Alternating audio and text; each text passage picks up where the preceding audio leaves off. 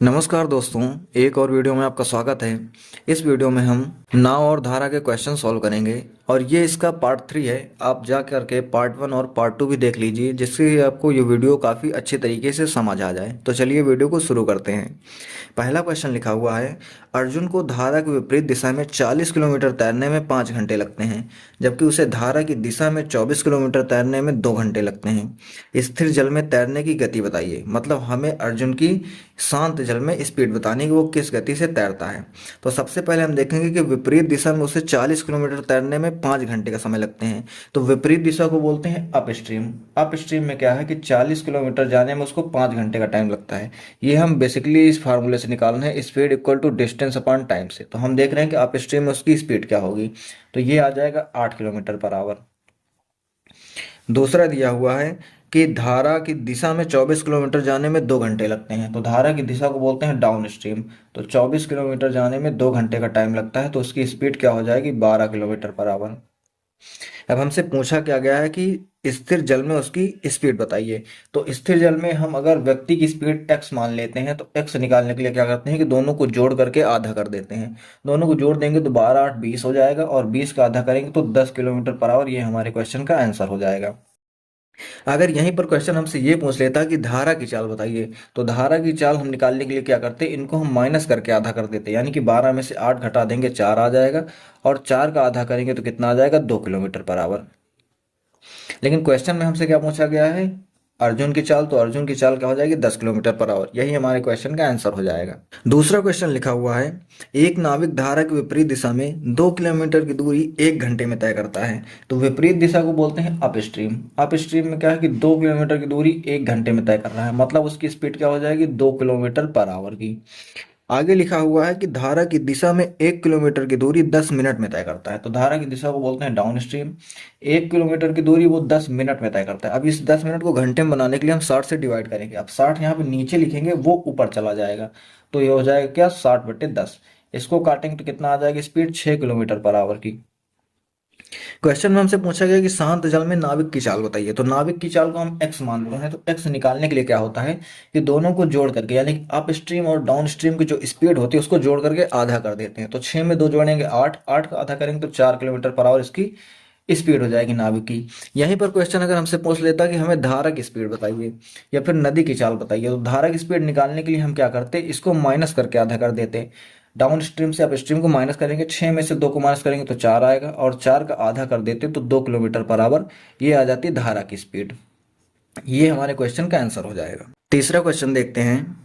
लिखा हुआ है, एक नाव धारा के विरुद्ध में शहर x से शहर y की ओर जाती है और धारा की दिशा में शहर y से शहर x की ओर आती है। यदि स्थिर पानी में नाव की गति 40 किलोमीटर प्रति घंटा और धारा की गति 10 किलोमीटर प्रति घंटा है, तो पूरी यात्रा के दौरान औसत गति कितनी है। तो देखो यहाँ पर नाव की चाल दे दी गई है, x बराबर है 40 किलोमीटर पर आवर, और y धारा की चाल दे दी गई है 10 किलोमीटर पर आवर। क्वेश्चन में लिखा हुआ है कि एक शहर कोई x है और दूसरा शहर कोई y है। एक बार नाव यहाँ से यहाँ जाती है, दोबारा में नाव यहाँ से लौट कर आती है। दोनों केस में डिस्टेंस तो सेम है, लेकिन हम स्पीड अगर निकालेंगे तो जब धारा की दिशा में जाएगी तो उसको बोलते हैं डाउन स्ट्रीम। डाउन स्ट्रीम में स्पीड क्या होती है, धारा की दिशा में जाएगी तो नाव की चाल और धारा की चाल दोनों जुड़ जाएगी, तो हो जाएगी स्पीड कितनी, 50 किलोमीटर पर आवर की।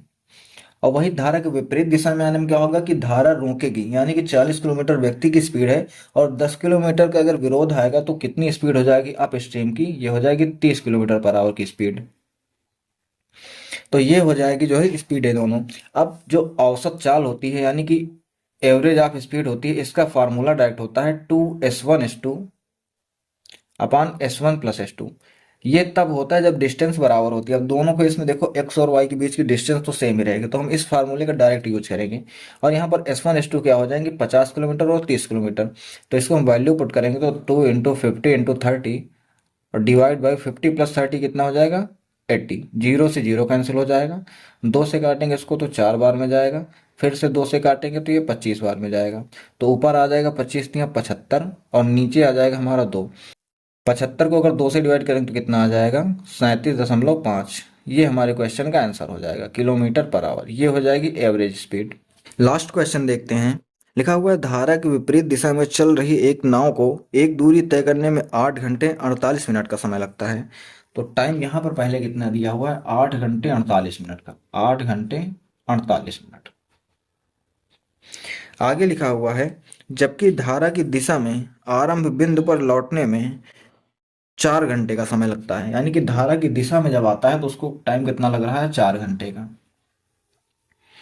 शांत जल में नाव की चाल और धारा की चाल का अनुपात ज्ञात कीजिए।